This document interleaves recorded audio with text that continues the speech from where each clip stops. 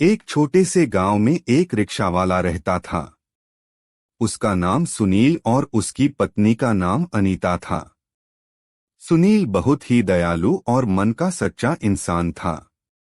उसकी भगवान में श्रद्धा भी अटूट थी। कैसी भी परिस्थिति उसका भगवान पर से भरोसा नहीं डगमगाता। वह रोज ऑटो रिक्शा चलाकर लोगों को उनके घर लेकर जाता था। छोटे बच्चों से लेकर बड़ों तक सभी से उसका बर्ताव अच्छा था। अच्छे स्वभाव की वजह से सैकड़ों लोग उसे पहचानने लगे थे। आधी रात भी अगर किसी को आवश्यक काम के लिए बाहर जाना पड़े तो वह नेक इंसान तैयार हो जाता था। रात के समय भी औरतें भरोसे के कारण इस रिक्शा चालक की रिक्शा में ना डरते हुए जाती थी। वो एक दयालु मन का इंसान था। सभी गांव वाले उसे बहुत प्यार करते थे। उसे 3 लड़कियां थी, चांदनी, सलोनी और अंकिता। वह तीनों पढ़ाई कर रही थी। बड़ी लड़की की पढ़ाई पहले से ही पूरी हो चुकी थी। सुनील ने अपनी बड़ी बेटी चांदनी की 12वीं तक पढ़ाई करवाई थी। बाकी की 2 लड़कियां पढ़ाई कर रही थी। उम्र होते ही उसने अपनी बड़ी बेटी की शादी करने का निश्चय किया। भगवान ने दिया हुआ उसके पास जो भी था वो उसके लिए काफी था। रिक्शा चालक ने अपनी बड़ी बेटी की शादी एक अच्छी जॉइंट फैमिली में तय की। उसके ससुराल वालों ने शादी की तारीख निश्चित की थी। रिक्शा चालक ने अपनी बेटी की शादी के लिए पैसे जमा करने के लिए रात दिन मेहनत की थी। उसने अपनी बेटी को गहने, कपड़े और शादी का सब सामान खरीदी किया। वह अपनी बेटी की शादी का दिन देखने के लिए आतुर था। एक दिन वह भगवान के मंदिर में पूजा करने गया। मंदिर में पूजा करते हुए वह बोलने लगा, हे भगवान, मेरी बेटी की शादी जल्द होने वाली है। मेरी बेटी की शादी का सामान खरीदी करते समय मुझे कभी भी कोई कमी नहीं हुई। आपके दयालुपन से सब ठीक चल रहा है। सब सामान भी आ गया है। खाद्य पदार्थ भी पहुंच गए हैं। उसने इन सभी के लिए भगवान का उपकार माना और उन्हें धन्यवाद किया। शादी को 2-3 दिन बचे थे। वह अपनी बेटी के पास गया और बोला, मेरे पास तुम्हें देने के लिए ज्यादा नहीं है, पर मैंने तुम्हारे लिए कुछ गहने लिए हैं। एक अच्छे परिवार में तुम्हारा हाथ सौंप रहा हूं। लड़का अच्छा काम करता है, वहां तुम्हें किसी भी चीज की कमी नहीं होगी। लड़की यह दूसरों की संपत्ति होती है। उन्हें एक न एक दिन ससुराल जाना ही पड़ता है। कभी निराश मत होना बेटा। आज मैं तुम्हें यह पाठ सिखा रहा हूँ। बड़े लोगों की आज्ञा का पालन करना, अपने सास ससुर को अपने माता पिता समान समझना। मैंने तुम्हें 12वीं तक पढ़ाया है और सिलाई भी सिखाई है। ससुराल वालों ने तुम्हें कोई भी काम करने को कहा तो वह काम तुम जरूर करना। हमारी प्रतिष्ठा का ध्यान रखना। लड़की उसके अच्छे गुणों से ससुराल वालों को अपना बनाती है। तुम्हारे सास और ससुर तुम्हें ताना मार रहे होगे तो समझ लेना कि तुम्हारे खुद के माता पिता तुम्हें बोल रहे हैं। यह सब बातें वह रिक्शा चालक अपनी बेटी को समझा रहा था।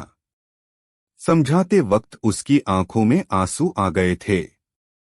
घर में शादी का वातावरण था। घर में रिश्तेदारों की धूम थी।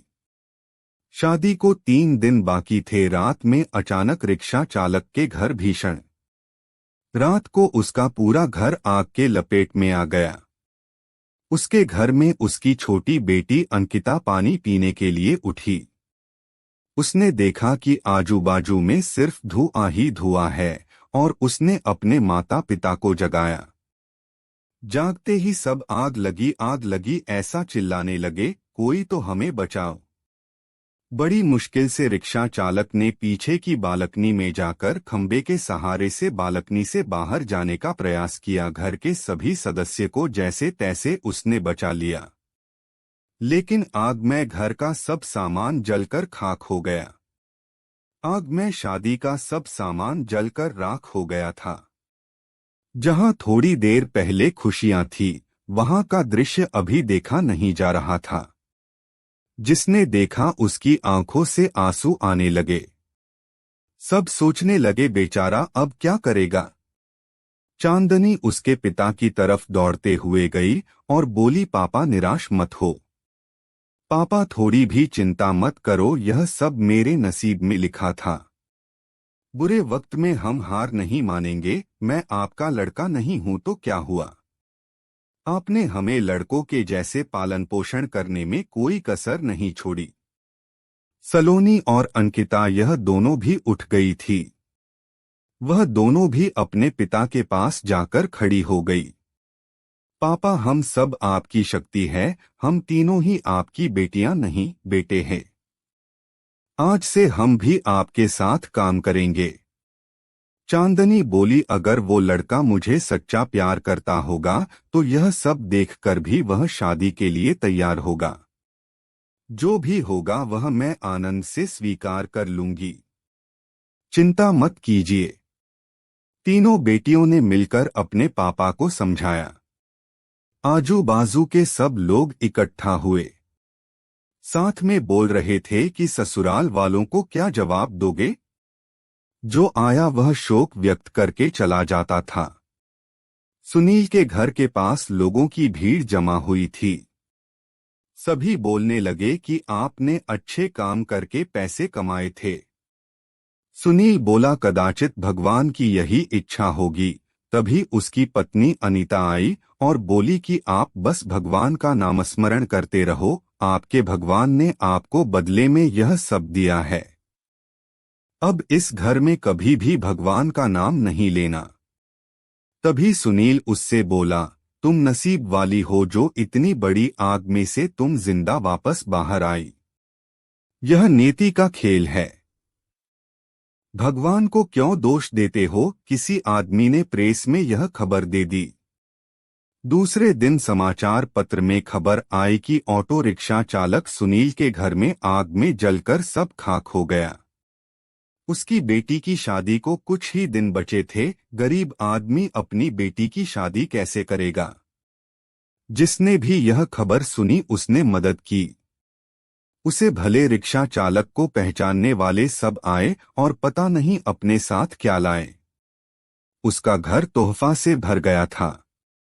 किसी ने गहने, किसी ने कपड़े, किसी ने राशन तो किसी ने पैसे दिए। सब सुनने के बाद सभी रिश्तेदारों ने मदद की। शाम तक उसके घर में कितने रुपए जमा हुए थे पता नहीं। तीनों लड़कियों ने सब पैसे पापा की पास दे दिए। तब सभी का अपनी आंखों पर विश्वास नहीं हो रहा था कि जहां सब ध्वस्त हो गया था वहां उसने तीनों लड़कियों के साथ बैठे बैठे इतने पैसे जमा कर लिए कि आसानी से शादी हो सकती थी। भगवान देता है तो छप्पर फाड़ कर देता है। उसने अपनी बेटी की शादी मंदिर में बड़े धूम धड़ाके के साथ की। लोग आपस में बोल रहे थे कि सच्चे मन के इंसान को भगवान मदद क्यों नहीं करता। आज भगवान के इस चमत्कार पर सभी की श्रद्धा थी। भगवान जो भी करते हैं वह अच्छा ही करते हैं। रिक्शा चालक की पत्नी बोली, मुझे माफ कर दो। गुस्से से भगवान को क्या कुछ नहीं बोल दिया। तीनों लड़कियां हंसते हंसते मां की तरफ देख रही थी। देर बाद जहां सब रो रहे थे वहां सबके चेहरे पर खुशी दिखी। भगवान सच्चे मनुष्य की सबसे कठिन परीक्षा लेने में कोई भी कसर नहीं छोड़ते हैं। सुनील और उसकी बेटियों ने संकट के समय एक दूसरे का साथ दिया, अपना विश्वास डगमगाने नहीं दिया। सच्चाई और भगवान में विश्वास के साथ अपना कर्म करते रहिए। फल की इच्छा करो या ना करो, सही समय पर सही फल जरूर मिलता है। और जब भगवान हमारी मदद करना चाहते हैं तो ऐसे करते हैं जहां तक हमारी बुद्धि सोच भी नहीं सकती।